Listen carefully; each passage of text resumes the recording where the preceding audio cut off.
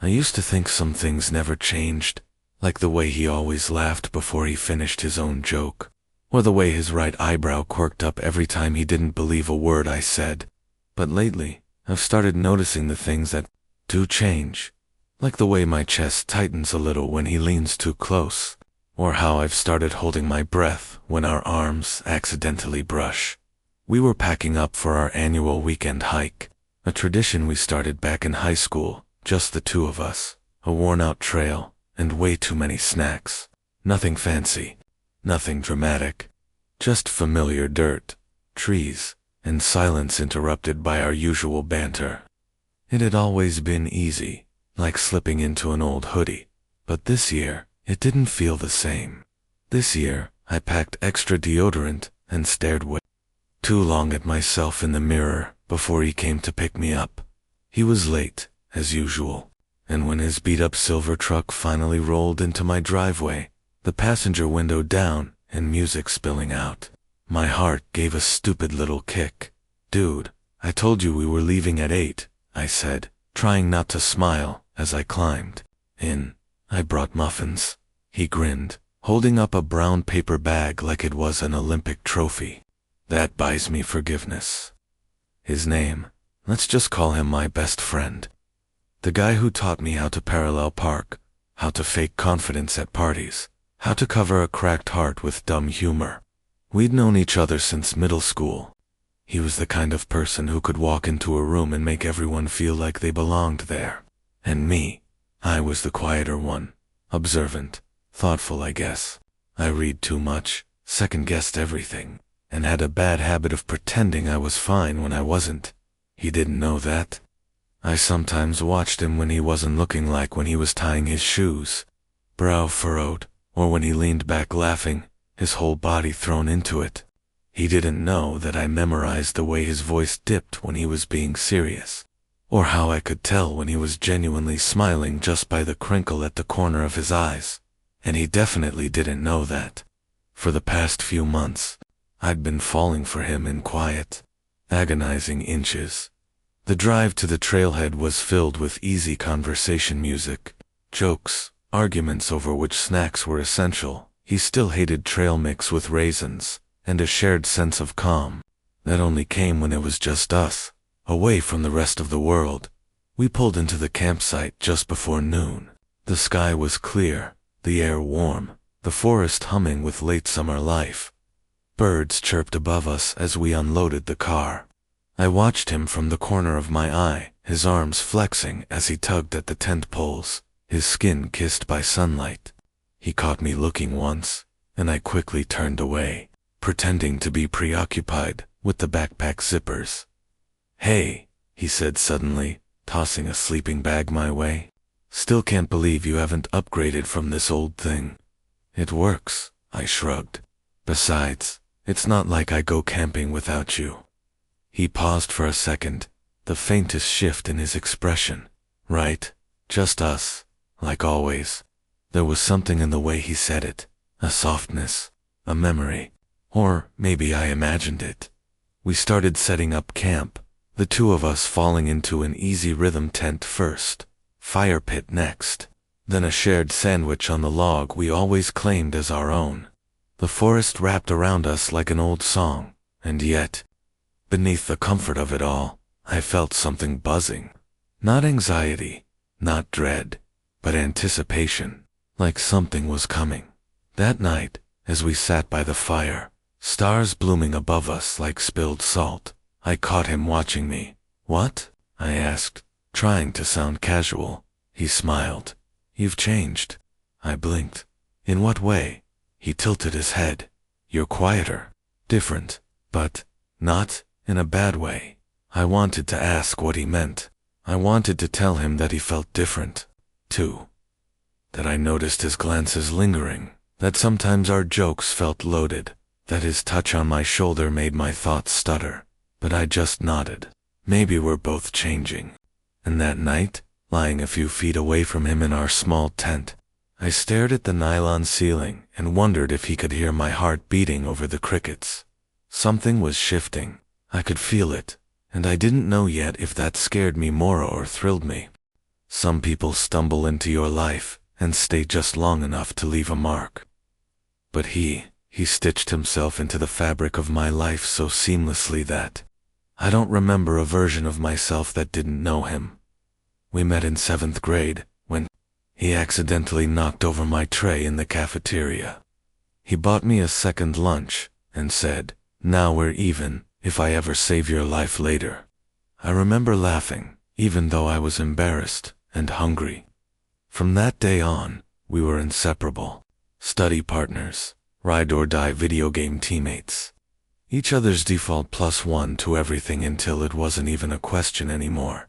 Where one of us went, the other followed. He was all fire and impulse. I was the planner, the thinker. He'd forget his umbrella and laugh in the rain. I'd carry an extra one just in case. Somehow, we balanced each other out. You packed 4 pairs of socks. He teased that afternoon, rummaging through my bag as we sat near the campfire, the scent of pine and smoke clinging to the air. "What are you, a centipede?" I rolled my eyes. "You brought an entire jar of peanut butter and no spoon, so maybe don't question my methods." "That's what fingers are for," he said, wiggling them with mock elegance. "Nature's. Spoons, you're disgusting." I grinned. He leaned back, arms stretched behind his head, grinning lazily up at the sky. "And you love it." And that's the thing I did. I loved his chaos, his comfort in his own skin, the way he filled silence like it was never awkward. But more than that, I loved the little things. The way he never let me walk on the side of the road. The way he memorized my coffee order. The way he looked at me sometimes like he was reading a sentence only he could understand. After a short hike, we returned to camp, sweaty and tired. The sun was low, painting gold streaks across his face, and I caught myself staring a little too long as he peeled off his hoodie and wiped his brow. "You good?" he asked, looking over at me. I nodded too quickly. "Yeah, just tired. Let's take a break before we make dinner." We sprawled out on the sleeping bags we'd rolled out beside the tent, the air cooling as the shadows stretched.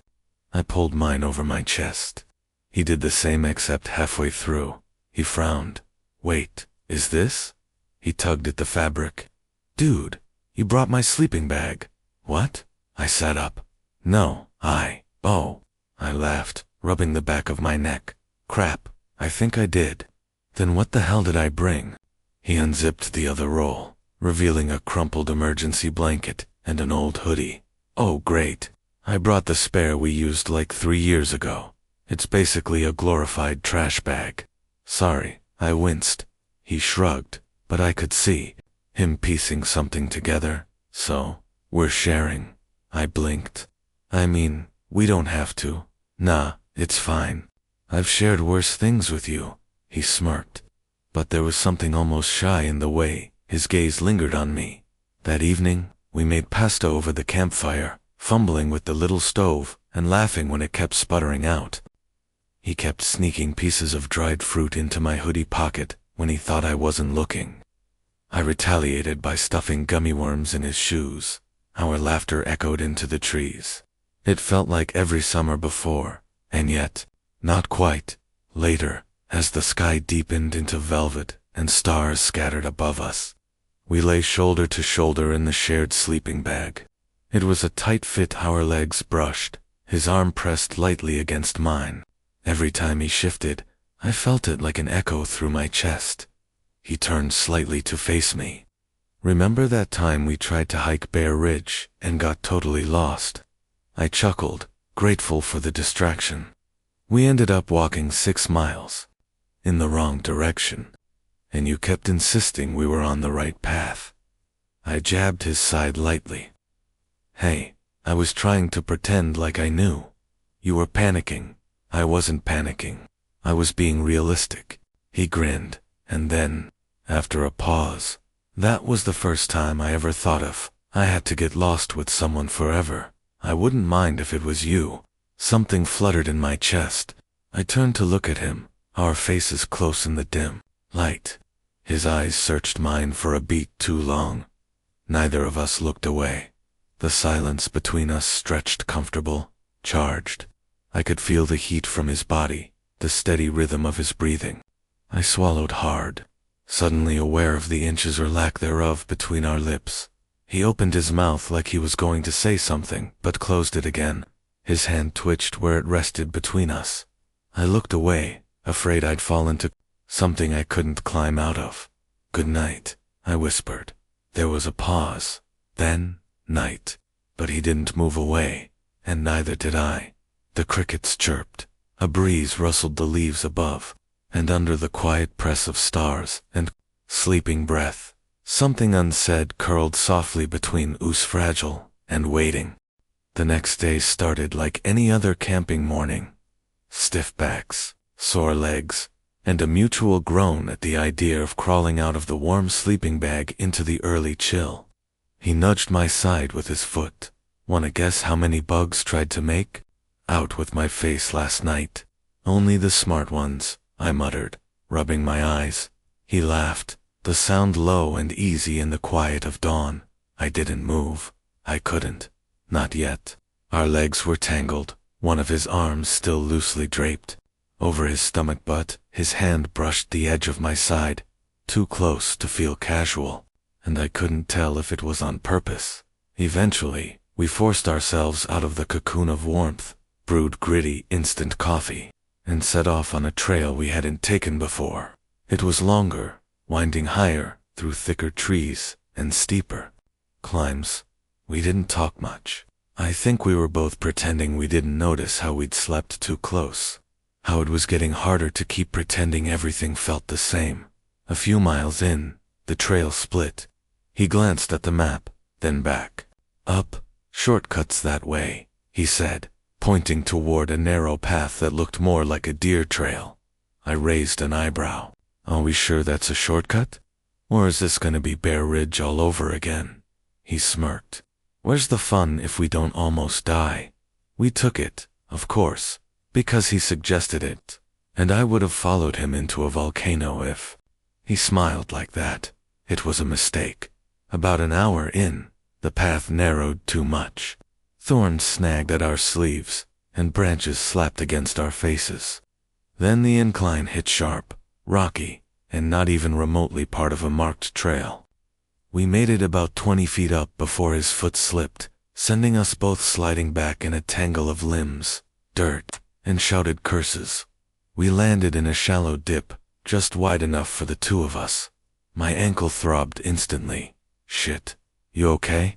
he asked, already kneeling beside me. I nodded, wincing. "Just twisted it. Give me a second."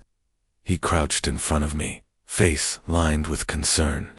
His hands went to my ankle, gentle and precise. "I swear, you attract bad luck like it's a sport," he muttered, not unkindly. His fingers moved over the swelling.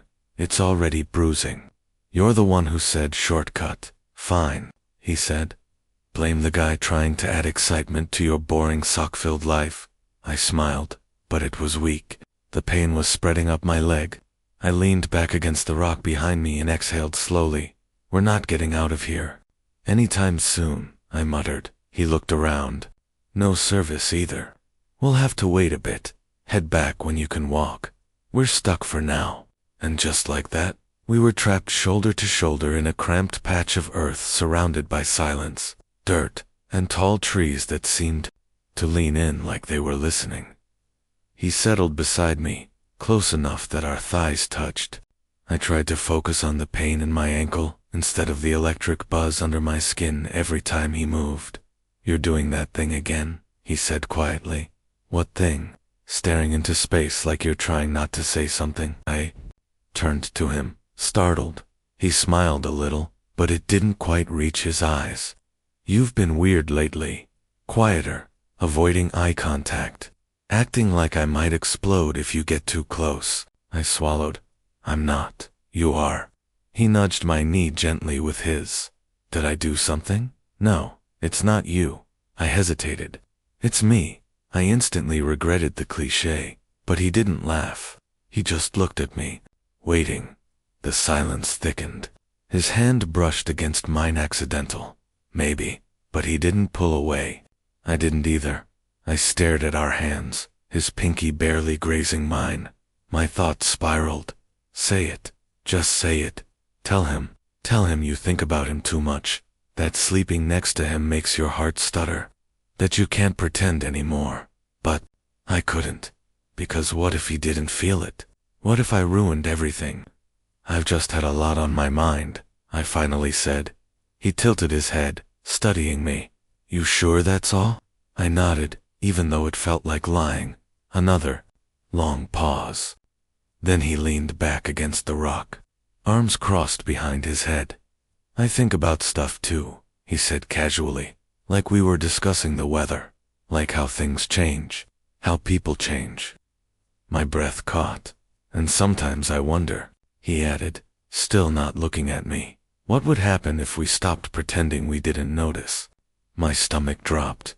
What do you mean? I asked, voice barely a whisper.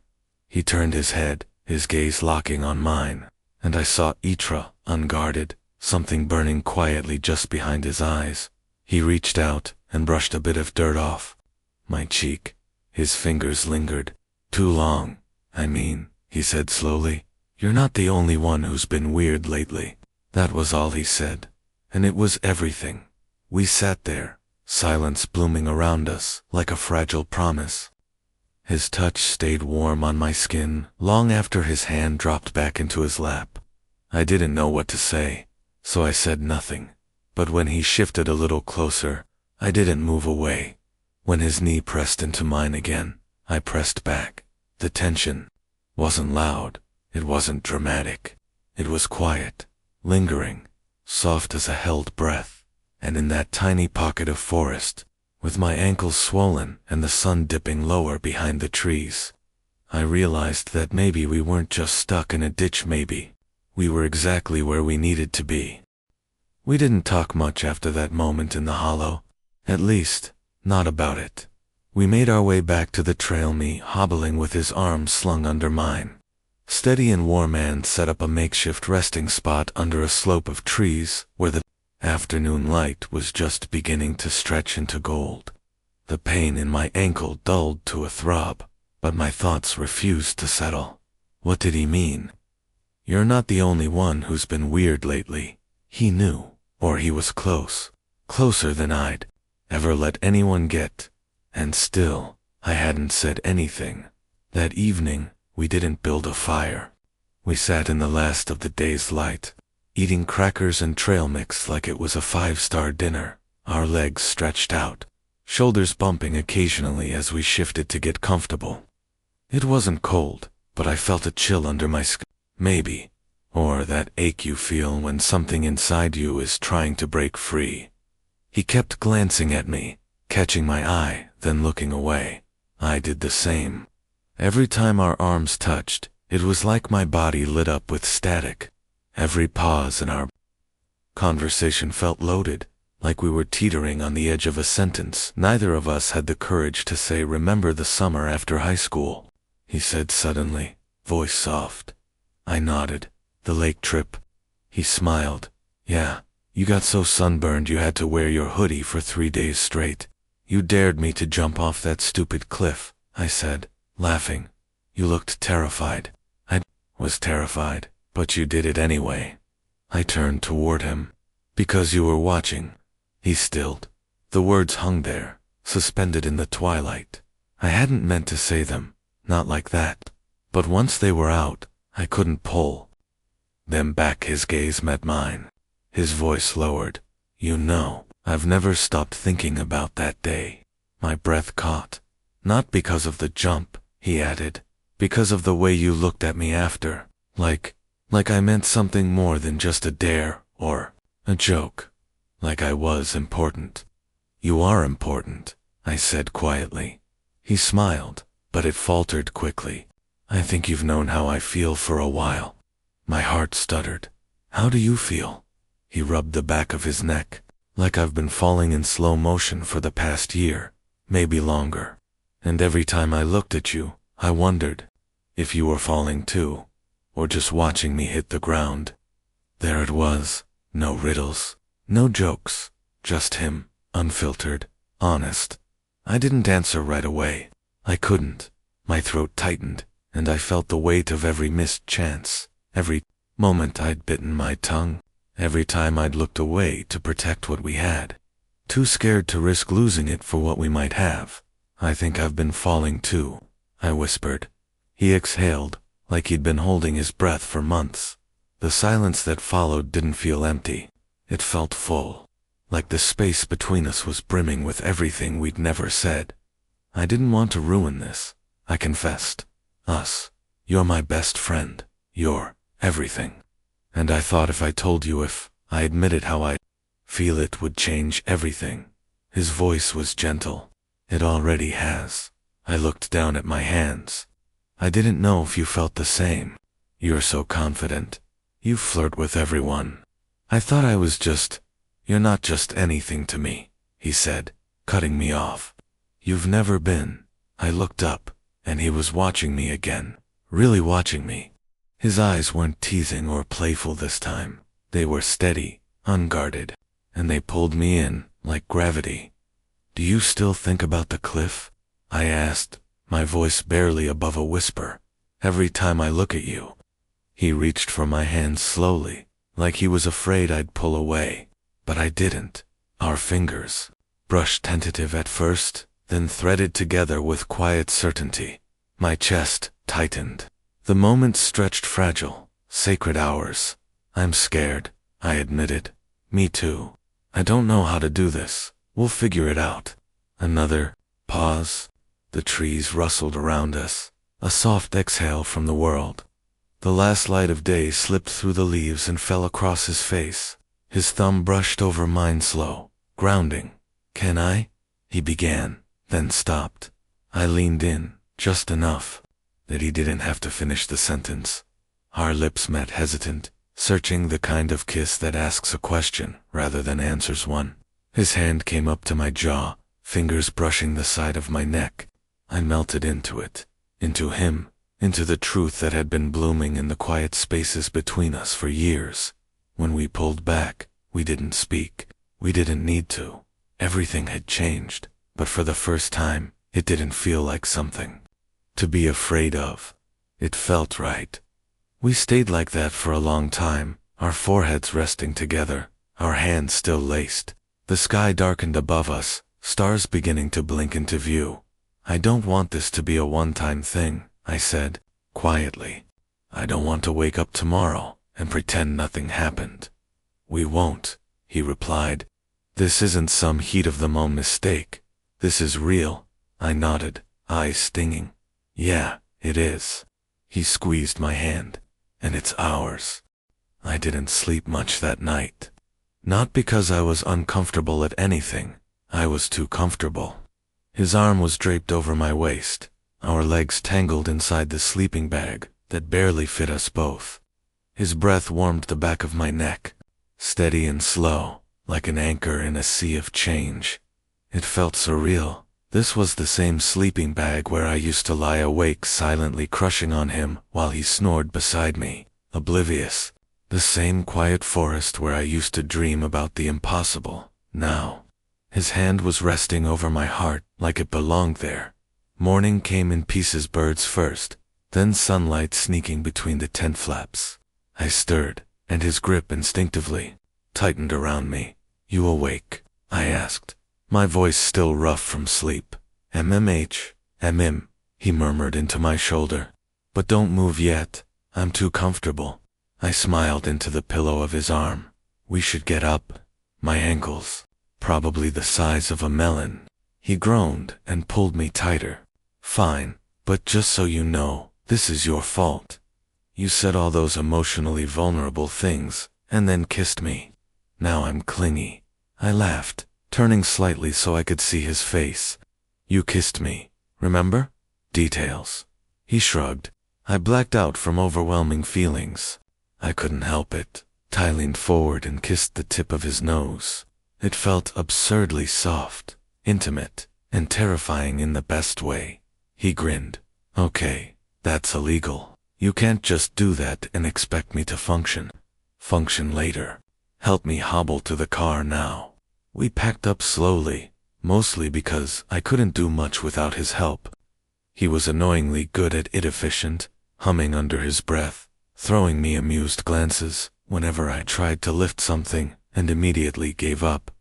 He wouldn't stop smiling, neither would I.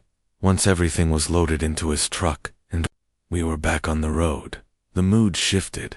Not in a bad way, just deeper, quieter. Like we both realized we were now driving back to the world, and the world might not feel as easy as this little bubble we'd lived in for the past few days. I've been thinking, he said, eyes on the road. Dangerous. He laughed. Shut up. I'm serious. I turned to him, suddenly nervous. Okay? About what? He paused. About us. About what this is. Now, I nodded, my chest tightening. Yeah, me too. I don't want to go back to pretending, he said, glancing over. I don't think I could. I don't want to either, I said, but it's going to be different. Weird, maybe. People are going to ask questions. He shrugged. Let them. I've never cared what people think. I smiled. Yeah, but I have anxiety and a hyperactive fear of rejection, so. He reached across the center console and took my hand, keeping his eyes on the road. His thumb brushed across my knuckles, slow and certain. Then we go slow, he said. We figure it out.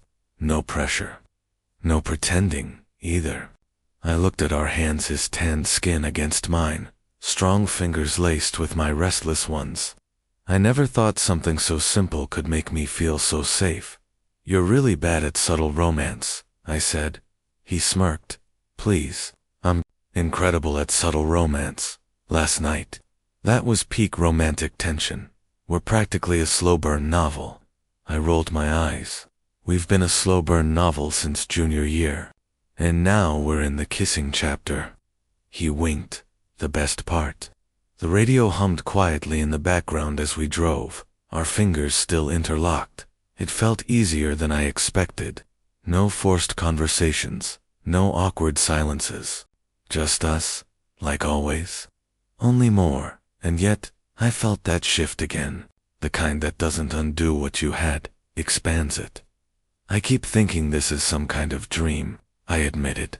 Well, he said, squeezing my hand, if it is, let's not wake up yet. I laughed, soft and surprised by how good it felt to say things out loud, to finally be seen as we drove toward the city. The trees thinning and traffic beginning to trickle back into view. I felt a strange calm settle over me, not because everything would be easy from now on, but because, whatever came next, we were in it together. When he pulled into my driveway and cut the engine, he turned to me. I don't want to say goodbye yet, he said, but also, I want our first official date to involve less dirt and fewer bug bites. I grinned. What did you have in mind?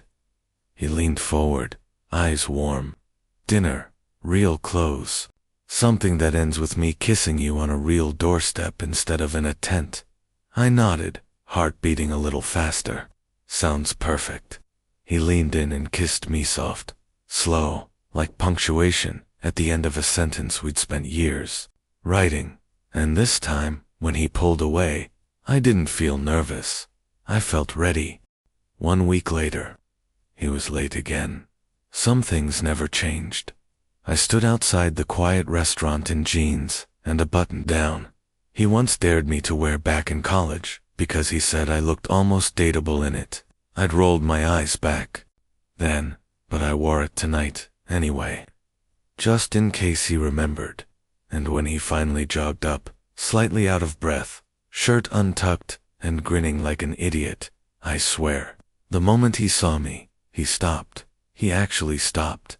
Wow, he said, catching his breath. Okay, so that shirt definitely still works. I laughed and pretended I wasn't melting inside. You're lucky you're cute. He raised an eyebrow, stepping closer. Did you just call me cute? Shut up. He bumped my shoulder with his and opened the door. First date rule: no insulting the guy you secretly adore. I've adored you loudly, thank you very much. We got a small table tucked into the back corner, all soft lights and quiet music. The kind of place where time slows down just enough to make you notice everything, the way he stirred his drink counterclockwise, the way he still talked with his hands, the way his foot kept brushing mine under the table and neither of us moved away. It didn't feel like a new relationship, and it didn't feel like the old friendship either. It felt like something gently becoming more real with every passing moment. Halfway through dinner, while we were arguing over which movie deserved a rewatch, he swore The Mummy was cinema at its peak. I disagreed. He suddenly fell quiet. "What?" I asked. He looked down at the table, then back up at me. "I keep thinking about that night," he said softly, "in the woods. How close I was to saying nothing. Just letting it go. Again." "Yeah," I whispered. "Me, too. I would have regretted it for the rest of my life." I reached across the table and took his hand without thinking. It was easy now. Natural. "I'm glad you didn't." His thumb traced lazy circles against my palm. "You know what the weirdest part is?" "What?" "Nothing feels different, but everything does. Like, I don't have to hide it anymore. The way I feel about you. It's still you. It's still honest now." I smiled. "Yeah, exactly." After dinner, we didn't go anywhere fancy. Just drove around with the windows down, music low, his hand resting on the console near mine like a promise. We ended up at the park we used to sneak into during high school, the same one where we carved our initials into the underside of a bench and dared each other to climb the monkey bars in the dark. We sat in the grass, side by side, looking up at the stars we couldn't name. "I want this," he said suddenly, "like all of it. Not just now. I want to figure out what we look like in 6 months, a year, when we're both stressed and tired and annoying as hell." "You're always annoying," I muttered, but my heart felt full. He chuckled and nudged my knee. "Seriously, I want to try, even when it's hard. Especially when it's hard." I turned to face him fully. "Me too." Then he pulled something from his pocket. A small beat-up keychain, the one we won years ago at some fair. It was a tiny plastic mountain with a chipped "Adventure Awaits" painted across it. We used to joke that we were going to backpack across Europe together one day, that we'd find the tallest peak and scream our names off the top. "You kept that?" I asked. "Of course. It's ours." He paused. "Take it. Keep it for now." I blinked. "You sure?" "Yeah. When we do finally go on that trip, we'll both carry it." I took it, thumb brushing over the faded words. It was a silly, small thing, but in that moment, it meant everything. A memory of who we were, a promise for who we could become. We sat in silence again. But this time, it wasn't about fear or confusion. It was peace. Later, when he dropped me off at my door, he didn't rush, just walked me to the porch, hands in his pockets, that soft smile tugging at the corner of his mouth. "So," he said, "so, I like you a lot." I grinned. "You better." He laughed, then leaned in. The kiss was slower this time. Familiar, like we'd already kissed 100 times in all the ways that counted, through laughter, through late-night talks, through all the near confessions we never had the courage to finish. When we finally pulled apart, he rested his forehead against mine. "I'll see you tomorrow. Try and stop me." As he walked back to his car, I watched him go, this boy I had known for most of my life, and yet was still learning to love in new ways. And for the first time in a long time, the future didn't scare me. It felt like the beginning of everything.